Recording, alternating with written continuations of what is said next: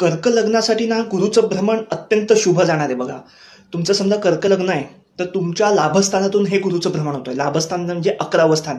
लाभस्थानावरनं ना आपल्या इच्छा आकांक्षा ज्या असतात, मला गाडी पाहिजे, घर पाहिजे, ज्या ज्या इच्छा असतात ना त्या या लाभस्थानातून बघितल्या जातात. आणि या लाभस्थानातून गुरुचं भ्रमण होत आहे म्हणजे ह्या काळात तुमची आता समाधानी वृत्ती राहील. गेल्या काही काळात कसा मानसिक अशांतता असेल बघा तुम्हाला, कर्क लग्नासाठी सांगतोय मी.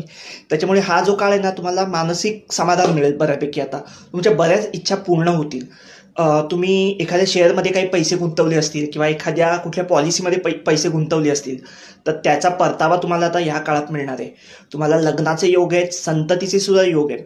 तुमच्या कुंडलीत योग्य दशा असतील तर तुमची लग्न होऊन जातील, संततीचे सुद्धा योग आहेत.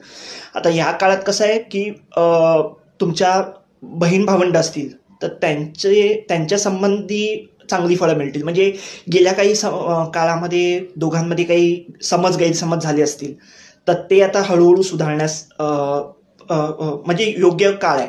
दुसरी गोष्ट म्हणजे ज्यांचे व्यवसाय असतील, पार्टनरशिप असतील तर पार्टनरशिपमध्ये तुम्हाला आता बऱ्यापैकी लाभ होणार आहे. व्यवसाय तुमच्या बऱ्यापैकी लाभ होणार आहे. तुम्हाला नवीन नवीन संधी येणार आहेत. नोकरी व्यवसाय काही असू दे. एकूणच कर्क लग्नासाठी हे गुरुचं भ्रमण खूप उत्तम आहे. All the best.